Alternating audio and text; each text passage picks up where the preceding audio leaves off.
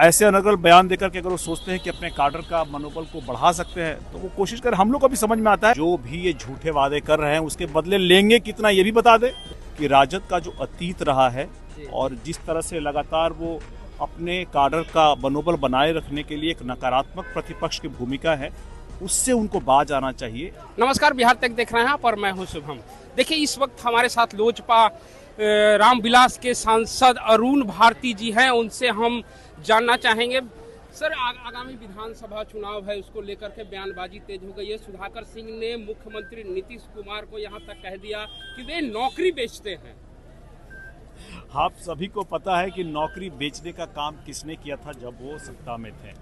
इससे पहले आप उठा करके देख लीजिए जब राजद की सरकार हुई थी, हर जगह हर बार जो है, पहले तो नौकरियां होती नहीं थी क्योंकि उन लोगों ने नारा दिया था कि हमें विकास नहीं सम्मान चाहिए। एक समय के बाद कैसे नौकरियां देने के बदले ज़मीन लेने का काम किया गया था। अब इस बारे में जनता को सब कुछ पता है, हम लोगों को इसमें ज़्यादा बोलने की ज़रूरत है।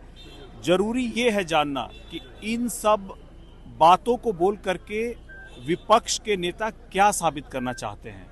उनको पता है कि आने वाले बिहार विधानसभा के चुनाव में उनका गठबंधन बुरी तरह से बिहार में हार रहा है क्योंकि एनडीए एकजुट है और इसी तरह एकजुट होकर के अगर वो चुनाव में जाते हैं तो आप मान के चलिए कि हम लोग की एक बहुत बड़ी जीत होगी, 200 प्लस के ऊपर हम लोग जाएंगे। ऐसे में उनका काडर हताश है कि भाई हम कुछ भी कर लें, एनडीए की जीत निश्चित है।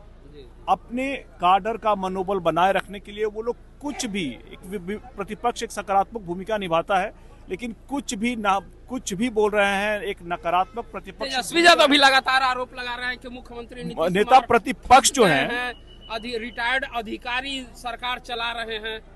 नेता प्रतिपक्ष को सकारात्मक विपक्ष की भूमिका निभानी चाहिए। ऐसे अनर्गल बयान अगर दे करके वो सोचते हैं, ऐसे अनर्गल बयान देकर के अगर वो सोचते हैं कि अपने काडर का मनोबल को बढ़ा सकते हैं तो वो कोशिश करें। हम लोग को भी समझ में आता है, लेकिन जिस तरह से एनडीए एकजुट है उनकी हार निश्चित है और इस हार से आने वाले हार से बौखलाए हुए हैं और इसीलिए कुछ भी अनर्गल बयान दे रहे हैं।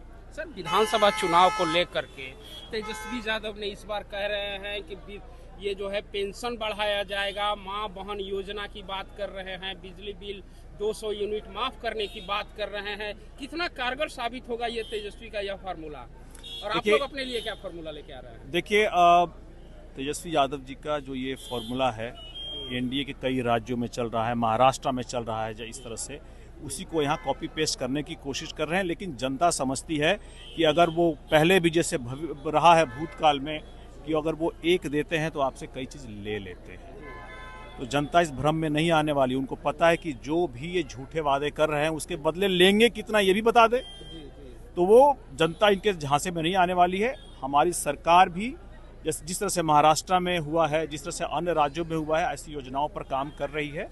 लेकिन एकदम सही समय पे जनता को इस बारे में जानकारी दी जाएगी। लेकिन जनता को आगाह है कि राजद के ऐसे जो योजनाएं हैं आपको लुभाने के लिए दी जा रही है, उससे बच के रहना है क्योंकि इनका जो अतीत रहा है वो इस बात के बिल्कुल खिलाफ रहा है। हमेशा जनता को एक देने के बजाय ये दो लेने का काम करते रहे हैं। अगर कुछ ऐसा इनके जो भी झांसा देने की कोशिश कर रहे हैं, जनता उनके झांसे में नहीं आए। सर, जिस तरह से तेजस्वी का बयान आया कि रिटायर्ड अधिकारी सरकार चला रहे हैं, उपेंद्र कुशवाहा ने तो यहाँ तक कह दिया कि रिटायर्ड अधिकारी की बात कर रहे हैं तो अपने पिताजी को पहले घर से बाहर करें। देखिए, लालू प्रसाद यादव जी वरिष्ठ नेता हैं, तो हम लोग चूंकि बहुत छोटे हैं, हम लोग ऐसा कुछ नहीं बोलेंगे। लेकिन ये जरूर कहेंगे कि राजद का जो अतीत रहा है और जिस तरह से लगातार वो अपने काडर का मनोबल बनाए रखने के लिए एक नकारात्मक प्रतिपक्ष की भूमिका है, उससे उनको बाज आना चाहिए। जनता के सही मुद्दों को उठाना चाहिए और सही प्रतिपक्ष की, सकारात्मक प्रतिपक्ष की भूमिका निभानी चाहिए। बीपीएससी अभ्यर्थी सर लगातार 27 दिनों से जो है सत्याग्रह पे हैं, कुछ पॉलिटिकल पार्टियां भी सपोर्ट कर रही हैं और इस बार सरकार से नाराज दिख रहे हैं बीपीएससी अभ्यर्थी। उनका कहना है कि इस बार सरकार को सबक सिखाएंगे। नहीं, ये देखिए, ये बात बिल्कुल सही है। हम लोग सरकार के समर्थन में हैं जरूर, लेकिन हम लोग बीपीएससी अभ्यर्थियों के पक्ष में भी हैं। हम लोग चाहते हैं कि उनका जो भी मुद्दा हो, इस बारे में हमारे पार्टी से हमारा एक प्रतिनिधि मंडल जो है उप मुख्यमंत्री से भी मिले थे, हम लोगों ने भी बात की है और हमने कहा है कि छात्रों की जो चिंताएं हैं, कंसर्न्स है, उसको सुना जाए और सुन करके बातचीत के जरिए इसकी समस्या का समाधान किया जाए। छात्रों का जो विषय होगा, उनके जो भविष्य का विषय होगा, वो राजनीति का मुद्दा नहीं हो सकता है। इसीलिए जो कुछ लोग राजनीति इस पे कर रहे हैं, उनको उनसे बाज आना चाहिए और मुझे पूर्ण उम्मीद है कि बातचीत करके बीपीएससी कुछ न कुछ रास्ता जरूर निकालेगा। विधानसभा चुनाव में सर क्या एजेंडा होगा आप लोग का, किस चीज को लेकर के आप विधानसभा चुनाव में जाएंगे? हमारी party Lok Janshakti party Ramvilas Bihar first, Bihari first का जो एजेंडा है, हमारा जो विजन है, हम उसी को लेकर जाएंगे। उसी विजन में हमारा पूरा एक विजन डॉक्यूमेंट है, जिसमें स्वास्थ्य की सुविधाओं को लेकर के, शिक्षा की सब सुविधाओं को लेकर के, रोजगार को लेकर के और सारी चीज़ों को लेकर के एक पूरा रोड मैप दिया हुआ है कि हम इन चीज़ों को कैसे आगे बढ़ा सकते हैं। हम लोग उन्हीं मुद्दों को लेकर के जाएंगे। तो ये थे हमारे साथ लोजपा रामविलास के सांसद अरुण भारती जी, जिन्होंने बड़ी बेबाकी से अपनी बात रखी। विधानसभा चुनाव को लेकर के हो या फिर बीपीएससी अभ्यर्थियों को लेकर के, उन्होंने सारी बातें मीडिया के सामने रखी। शुभम निराला, बिहार तक, पटना।